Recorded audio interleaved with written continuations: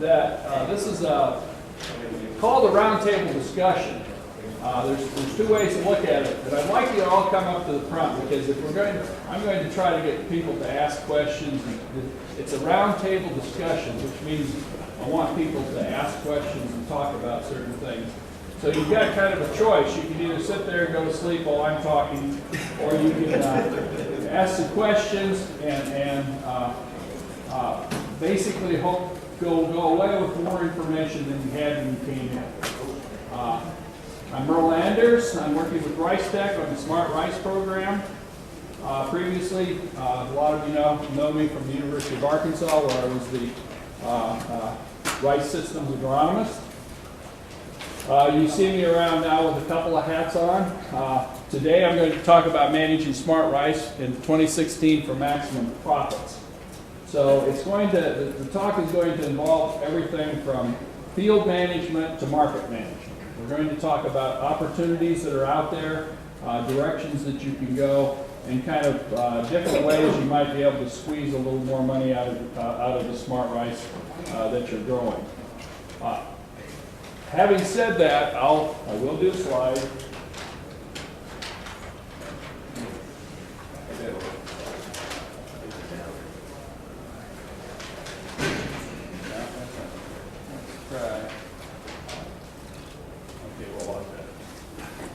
Give it a good cuss. Okay. These are some of the topics that I put together that I thought would be of interest. I can go through and talk about those. And I have some slides on each of those topics. But first of all, I want to ask, can you shut the door in the back so they don't get taken away out there? Thank you. Do any of you have specific questions or topics that you want to cover? Or shall I just go ahead and go through and then you can ask questions as I go through this? Okay? Well, no questions, so we'll go through it. I'm going to talk a little bit about grain yield. That's something that you're all familiar with. I'm going to talk water management, fertilizer management, and added opportunities. Now, these are two topics that are intertwined a lot with what we see as added opportunities at the end of the line. Mainly because there are benefits to better water management and fertilizer management that you can use, both in terms of conservation projects and marketing. And this is all part of the SmartRice program to assist you as growers to do this. So take a look at it, and I'll go through a lot of this. And when you have questions, please ask them, because we won't get anywhere unless we answer some questions. Okay, I'll have 3 slides here on yields. This is on farmers' yields.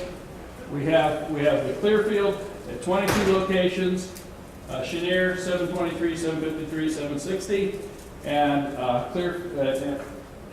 they say Clearfield. This is the Clearfield. These are not Clearfield. Yeah, they are Clearfield. Okay, so this is the two different ones. As you can see, there is a distinct and significant yield advantage to the SmartRice or the hybrid program. I think that's something a lot of you know. The question then is, does this carry across the different locations and different groups? This is a trial that was conducted by Texas A&M in 2013, and you can see the varieties and then the grain yields. And this is the main crop plus the ratoon crop. So there is a distinct and a significant yield advantage to using SmartRice or the hybrids. Here's another study that was done in 2013 at the University of Arkansas. And if you recall, 2013 was a very good year. We had a very warm year, then 2013 was a very good year. As you can see, the yields were extremely high. And what does that say? That says that the hybrids or the SmartRice have an ability to take advantage when the environment is good, to really go better, and that difference is much higher. So does that then suggest that when conditions are average, it starts to No. balance out? Well, they're higher, but that is, you know, they go much higher. The potential is there. The genetic potential is there. Okay, I want to talk about water, but before I talk about water, I want to put this into perspective.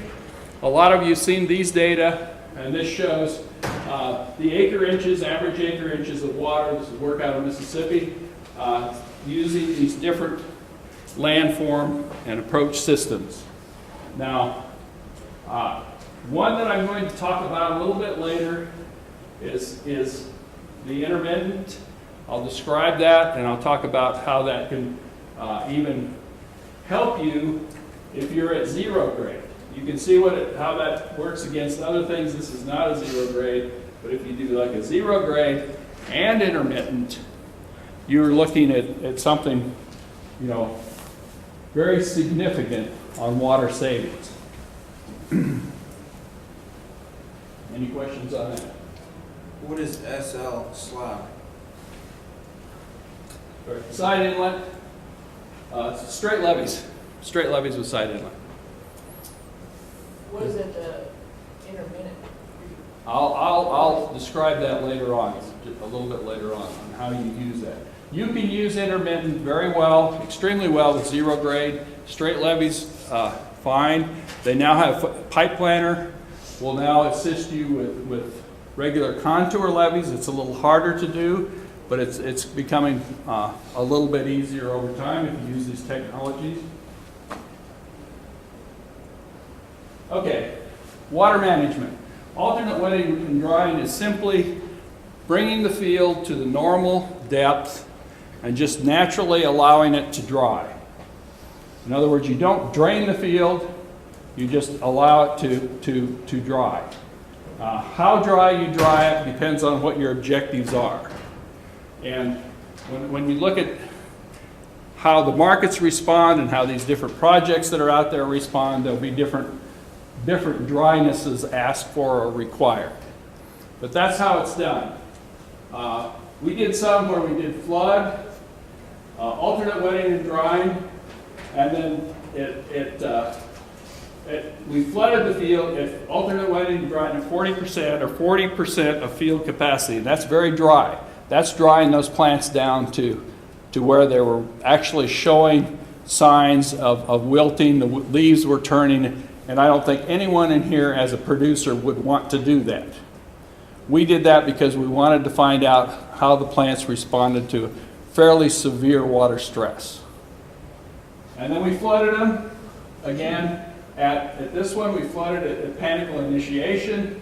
This one, we continued alternate wetting drying, but kept it above the wilting point. And that one, we alternate wetting and dried and let it go below the wilting point. So we were actually pushing the plants pretty hard.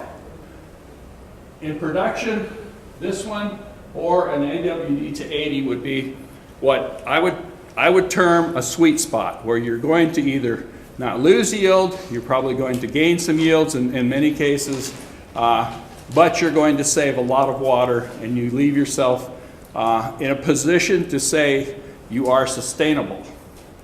You are improving the environment, and if the carbon project gets going, you'll be able to come and enter the carbon project and get into that. Okay? On the data I presented, we had a single nitrogen application of 120 pounds per acre of urea that was applied pre-flood. And this is very important. I'm going to cover this. We do one application pre-flood. We bring on the initial flood for 14 days, and then we allow the first dry down. And that's very important.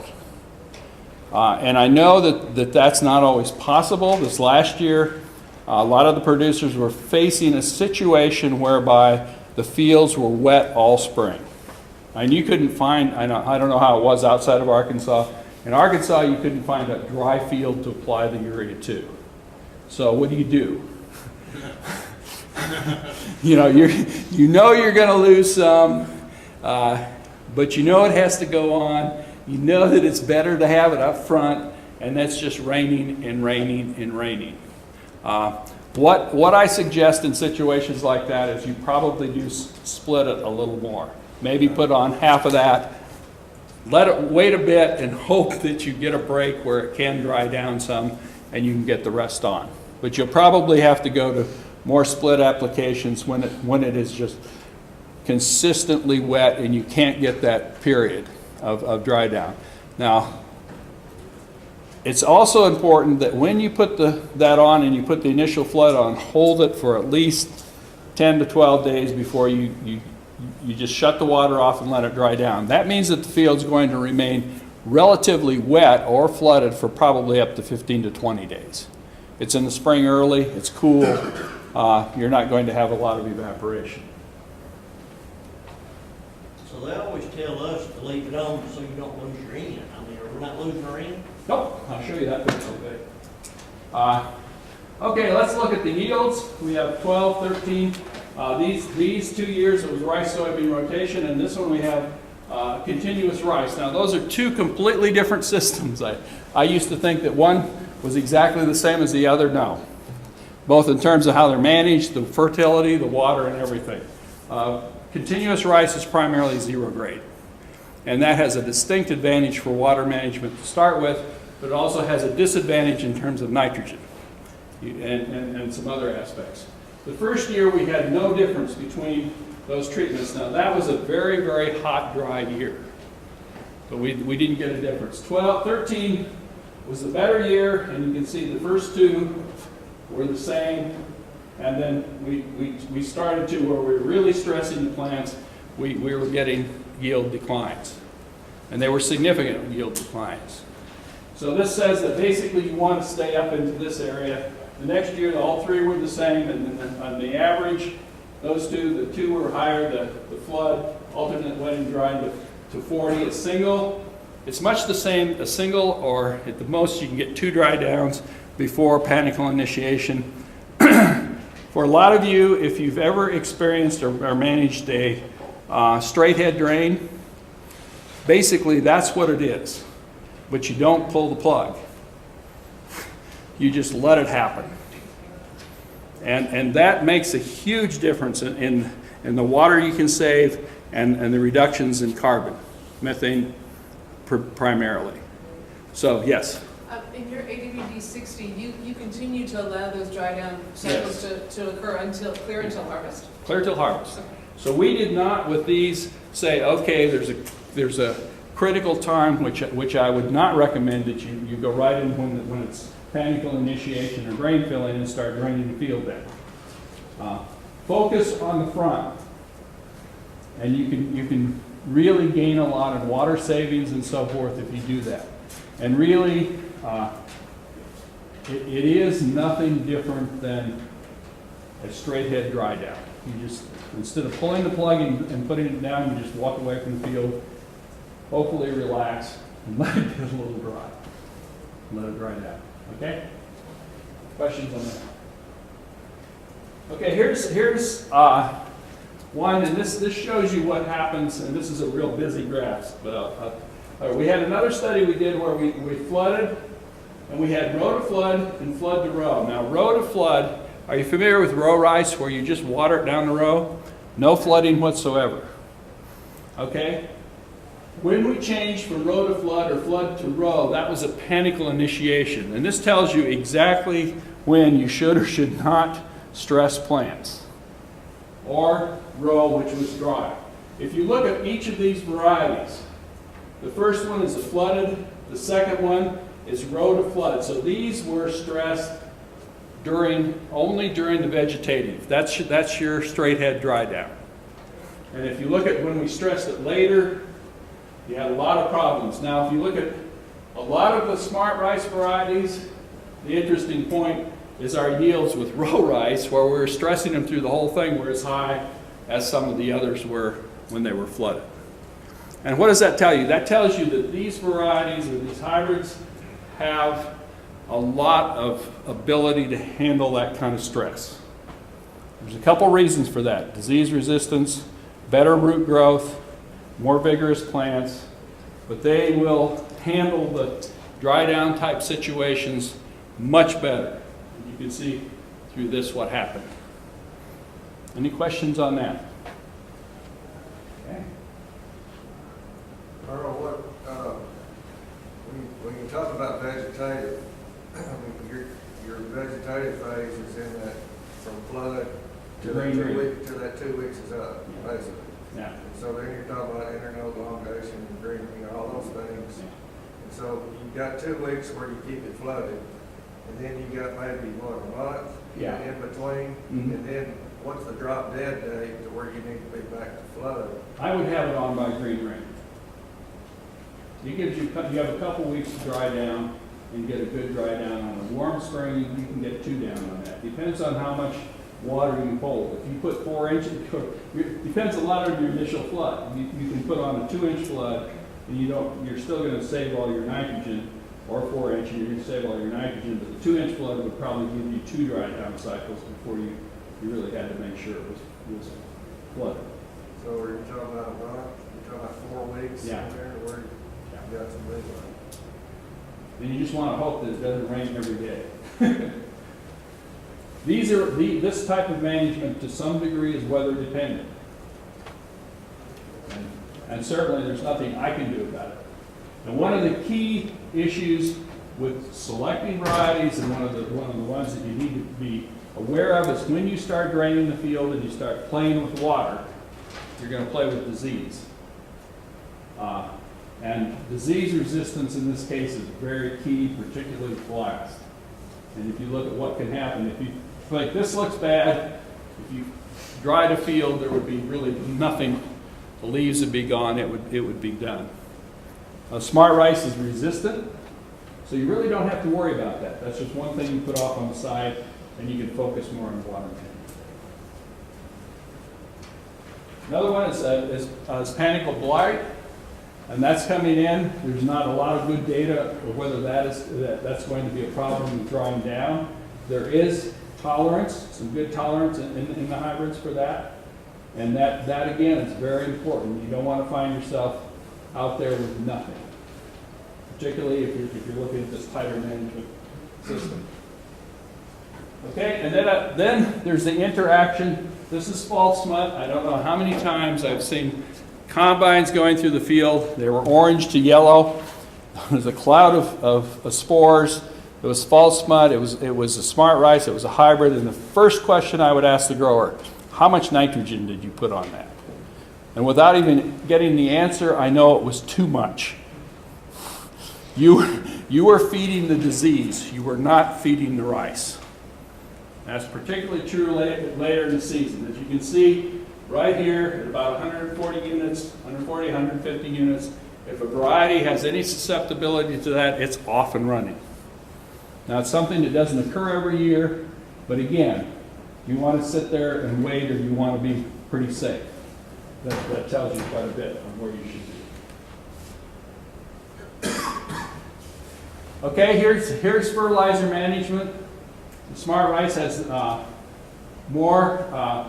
higher efficiency nitrogen uptake. Here's a comparison of Cocodrie in 723, and there's 3 over there. And as you can see, the actual uptake of nitrogen is much higher in the hybrids, and that means also if you're dealing with this disease on the other side, you really don't want to go 180, 200 or something like that, 200 units. If you get the right year, it's going to come back and bite you with that. So really, we're looking at keeping it at about 150 units or less. Preferably a little less than that, but about 150 units. And putting as much as possible up front. If it's drying, you can get it all up front, fine, great. Just go with it, you'll be fine. Questions?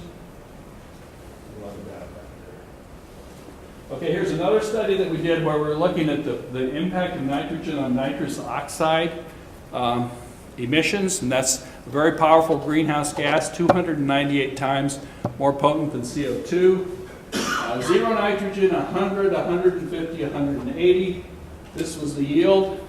Actually, we're on a really good soil, so at 100, 120, we were maximizing our yield.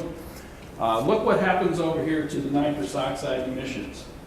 There's 100, 150, 180.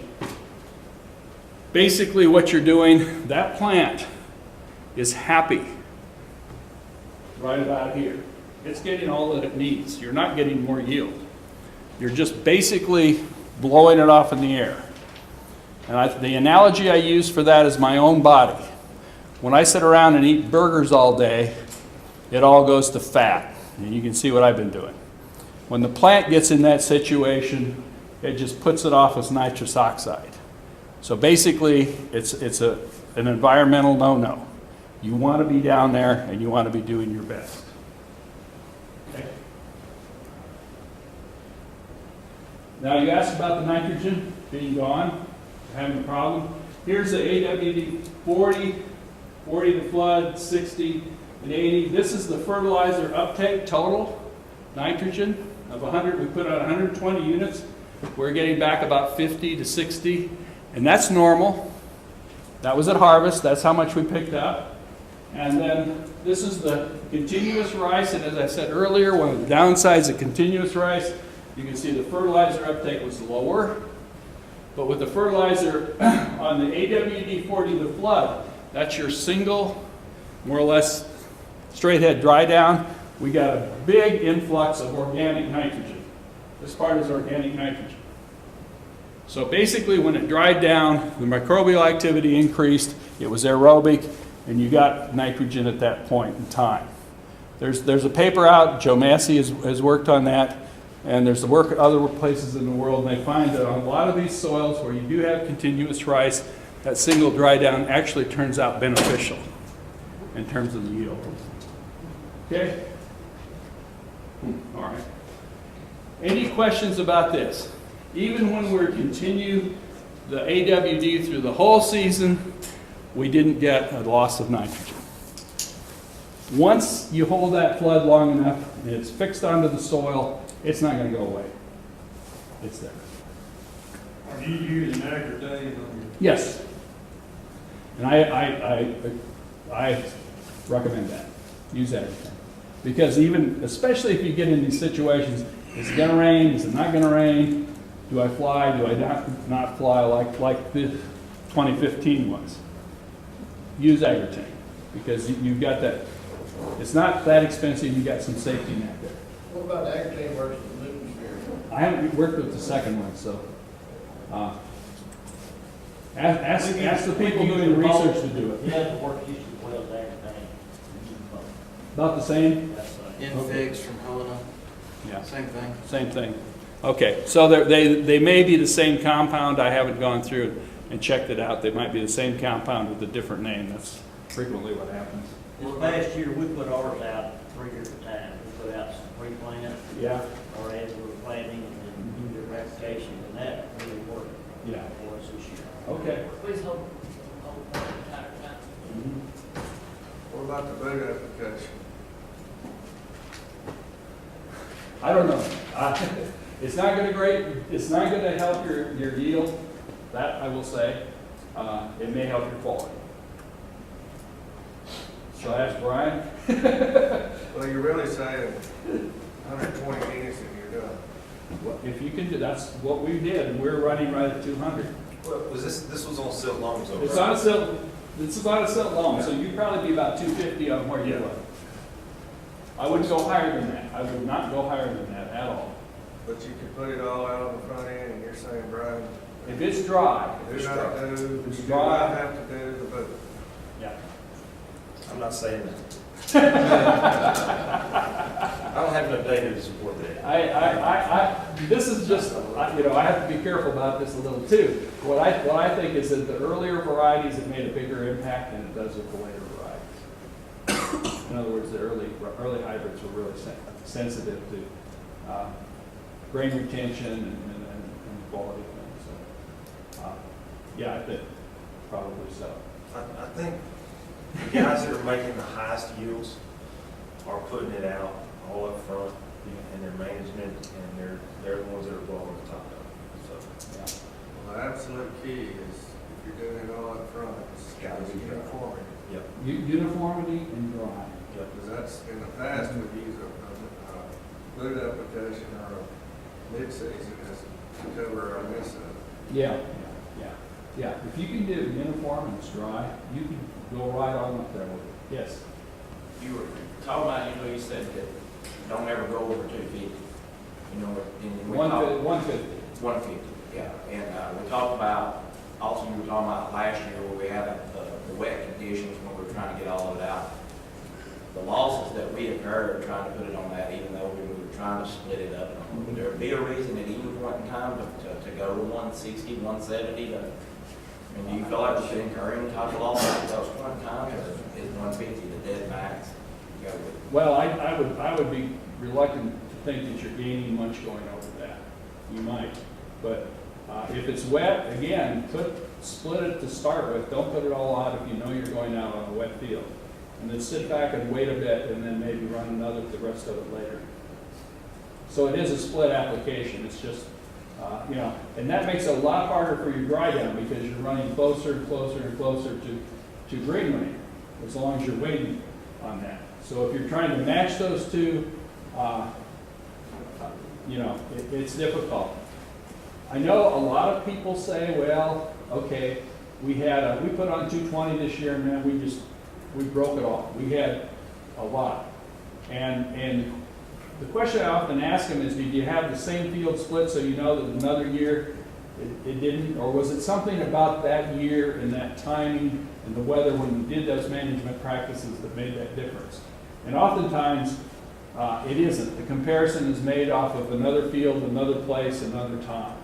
And it's really difficult for us to always determine if that's the case. But where I've seen fields split, you know, where they put it that way and they maybe put a lot more on, there wasn't a lot to be gained. You weren't getting a return off of that. Are you getting advantage? We've been with like, shooting with about this size, 100-pound ammonium sulfate.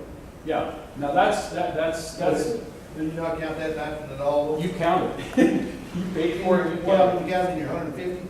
Yeah. Your 120? Yeah, that'll come a little off of that, but certainly with continuous rice, where the plants might be a little slower to get started, this early application is probably beneficial. It gets it up and gets it moving. Any thoughts on speeding those plants up when they're getting started in continuous rice? That would be your pre-plant or right away, immediate application. Now you got to also be careful with the continuous rice. If you have a large amount of residue on there, you're going to have a situation whereby you can get organic acids forming, and that can be inhibiting those seedlings. And that is a problem. Again, it's an issue with that type of. Much more helped us this past year, like you talked about the AMS and the lab. We put out at planting, and then it got wet, and we couldn't get dried down enough to get the in and out. And our plant stayed green, neighbor didn't do that, and I mean, it helped our yield a lot. Like you said, you got to just kind of right it up. Okay. What about DD50? You run your program? Yeah, if you have a DD50, if it's hopefully it's continuous and up to date on a daily basis, so you know where you can predict when your green ring would possibly be. You can operate it off of that. And in fact, with the water management, that's a good way to go. Hint, hint. Okay. Let's look a little bit at global warming potential. This is some work that we've done, and this goes back to our varieties and water work. And here we were comparing 745 to Jupiter, Sabine, and Francis. Total emissions, and you can see just on total emissions, 745 was lower than the others. That's methane and nitrous oxide. So that suggests, as the paper says, that you can select varieties, hybrids that are indeed more efficient and less gas emissions.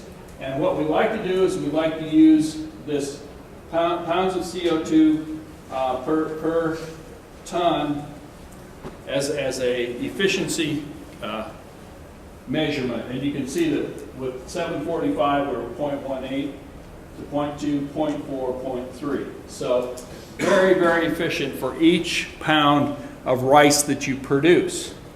Okay, so what does that mean? Well, what it would mean to me if I was a producer, I'd be looking for a market that says they want to buy something that's green. You just did it. That's Is that it. because of the number of plants? Sorry? It is the difference just due to your planting population? No, When you clear field, you got a lot less plants? I mean, no. No, so this simply says that by selecting a variety, you're particularly on the environmental side, you're doing very well.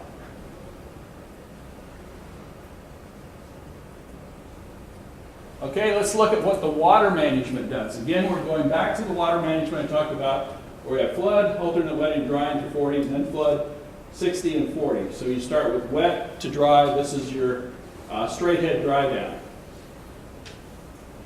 We have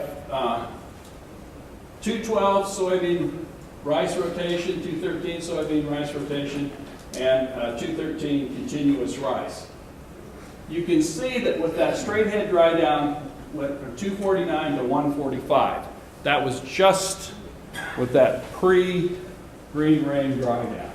You have nearly a 50% reduction in greenhouse gases. So you have no yield change, you get that reduction.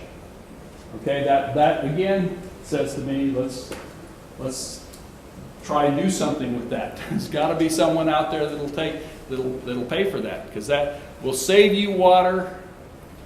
It's fairly easy management, but it also could have a market possibility. And you can see the same thing happened on that. It was actually a much more dramatic drop with continuous rice. And that's interesting because the dry downs took longer. Continuous rice soils hold water a lot more, particularly if they're no-till. There's a lot of biomass in there, but we got some very significant reductions in greenhouse gas emissions. By the way, these values are less than corn or wheat.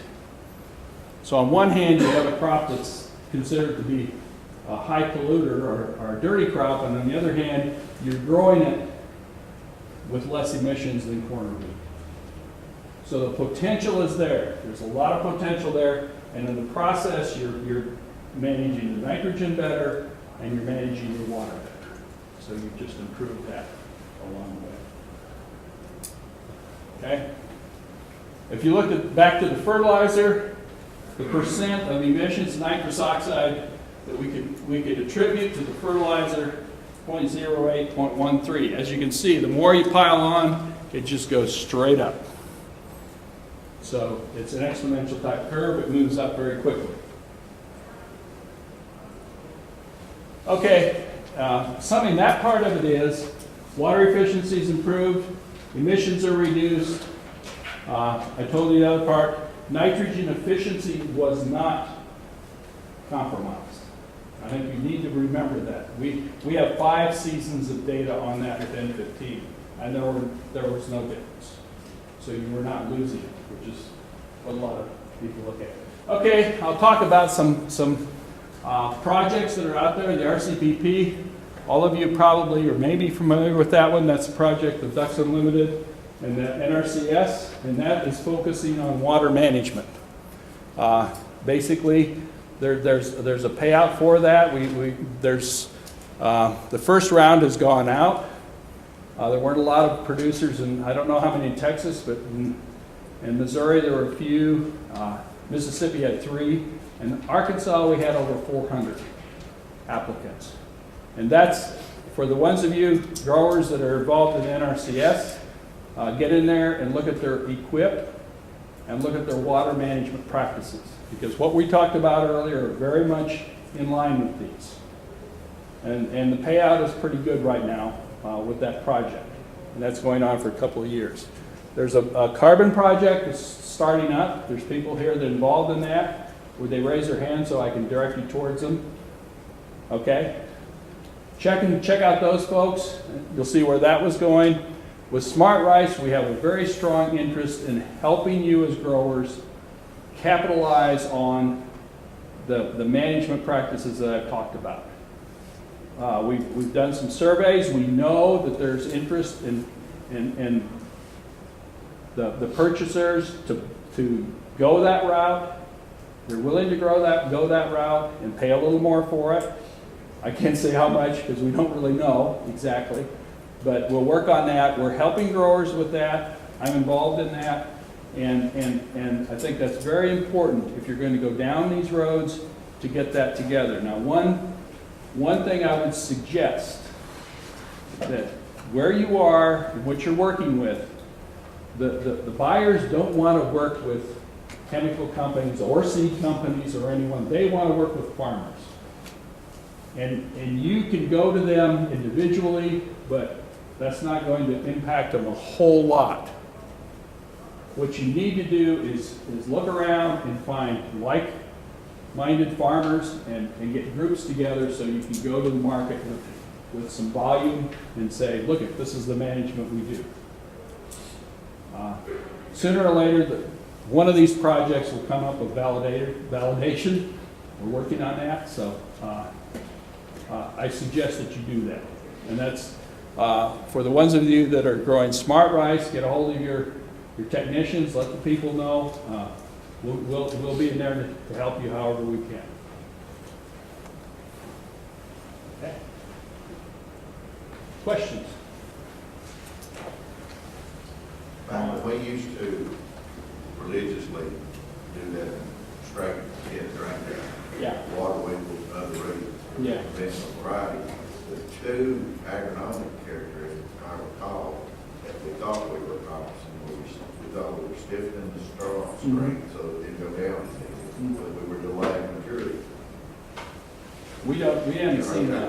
Are you seeing that with the hybrid or not? No, I haven't seen that, but what I have seen is the tillering is real high. That's one thing that the hybrid really likes if you get that first grade down, you're going to have very good tillering. But I haven't seen that happen. Now the straw strength maybe because it might be a little bit shorter. If you look at the plants through these studies that I'm talking about, the more we stressed it, the shorter the plant got. So you really weren't maybe stressing it, but for some reason they get shorter, and they could perhaps hold more grain that way. Any more questions? Going to the global warming potential, do you think that the shift from aerobic to anaerobic is changing the microbial population enough where they're confused and that's why we're not getting? It's all the microbial population. You're basically managing microbes. You have those that flourish when it's flooded, anaerobic, and those that are when it's aerobic. The anaerobic ones like to produce methane. They're going to be doing that. The aerobic ones don't. They're not there, but they will decompose and you get your nitrogen release. So you're going back and forth. And what we found, we did track on one study. Through the study, we found when after about the second dry down, that was very much a dry down, we never got any emissions. So basically the microbes at that point just packed up and left. They were not happy about that. But we were also at the point where we were getting some stress and some yield loss. So really, as a producer, if you're going down this route and you're wanting to be involved in this and you're wanting to get some benefits for that added management that you're doing, then basically, you've got to kind of balance that. And that's very important. And just as a point in the future, there's within the government circles, there's a lot of discussion about how to address global warming issues and environmental issues. And there's a group out there that's becoming quite vocal and powerful that are looking at maybe going through and just simply subsidizing this in one way or another. And that would probably go through the EQIP program. But basically, this is going to come to pass that if you're going in to get money from NRCS or whatever you're getting your money from for your reservoirs, for your water management, they're going to start pushing on you to do something like this. Water management's going to have to happen. Certainly in Arkansas, it's going to happen. State water plan pretty much dictates that. Plus it'll help with input cost. Oh yeah, you've got your input costs, you've got, it's just straight out better management. Okay? You talk more about the greenhouse gas and all that stuff more than you did about rice producing. And I'm old school, the more yield you make, the more money you make supposedly. I don't understand all this carbon market and all this stuff. Talk to her. Basically, that isn't always the case. That you know, when I first moved to Arkansas, I was amazed that everybody said, well, if it's good at 150 units, it's going to be a hell of a lot better at 200. Boy, I'm going to have a holiday at 300. Well, the more we looked at that, there is always a point where you're not going to get it back. You might think you were getting it back, but you weren't. And that's really what we're about. You know, you put $1 in, you better get more than that out. And for higher yields, you have to look very carefully at the cost. And the other thing you need to be aware of, that if you look at 10 years, 20 years of data on the field, go back to fields if you have the records. If you don't have them, get them. Start taking them. How much, if you have the same management, are your yearly variations? You know, what percentage? Who in here knows what percentage you have on a single field over a 10 or 10-year lifespan or a 10-year management span? If you use exactly the same management every year, it can be boom and bust. It's about 20%. Hopefully we'll get more and more data on that. That's one thing I find that's really, you know, a grower will go in and they'll put on, oh, we put on a whole lot more this year, look at, we did really well. And they forget to look around and say everybody else is doing well, even the ones that didn't do it. And so then they think, well, next year I got to do that, so I'm just going to keep doing that, on and on and on. So it's, when you make those management changes, I know you guys are conservative, and that's good. Take some test fields, split them, have the same year, same field, do it one way, and do your newer practice the other way, and see what happens. Put a pencil to it. Go figure. Did you get more than you put? I guess I'm not in comments. Brad can take charge of that.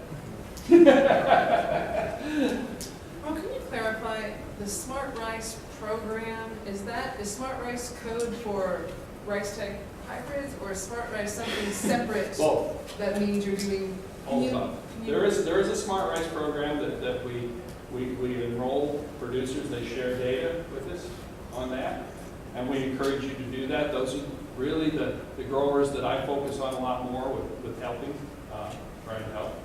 And that's apart from just buying a hybrid. Of course, yeah, buy the hybrid, but that's part of the program. There's data that you share with us, and from that, then we have more information to help us. so are there requirements, are there requirements for participation in that program? Yes. There are, Yes. not just sharing data. Are there practice requirements? No, there's no real practice requirements, but there's certainly, there's some guidelines, but they're not. Yeah, there's a minimum number of guidelines. Yeah. Water management. Are they available? Guidelines? Yeah. Oh, yeah. Yeah. If you do this, you get your seed for half price also. We're supposed to tell that, Mike. Mike, that's a definite no. You sleep better at night, Mike. Yeah. No, I know when you know, I can reflect on last year was the first year I worked in the SmartRice program, and I made the mistake of always asking the group, so what do you expect? And that's the exact answer I got right away. Everybody just said, oh, I want half price on my seed. No. And so what kind of participation do you have in this? How many do we have in there? How many what? How Roughly. many acres or? We had 15,000 acres, 257 fields were enrolled this year. So that's a good data set. And there are a lot more growers that we work with. I'm hoping, and I think that as they see as growers understand the potential, say on the marketing side of it, you'll get groups of growers doing this, and then we get a lot more. Okay. Yeah, we're in the process of entering all those fields into the field to market field print calculator. There are some serious issues with that calculator. So, you know, we're getting limited useful information back, but I think once they get that calculator perfected and really get the methane calculations right, because basically there's a plug-in for every 100 weight of rice Yeah. at 73.1 carbon equivalents. And we know that's not right based on literature.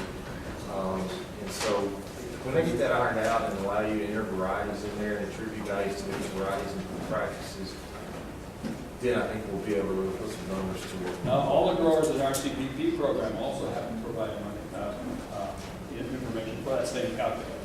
It has some glaring problems, especially for Arkansas. The questions they ask are very appropriate if you're from Louisiana. They're not very appropriate if you're from Arkansas. And those we were told will be worked out in the next couple, 3 months. So I'm hoping by the end of this year. That'd be great. Yeah. They say. That's what we're going to have. More questions? Thank you all.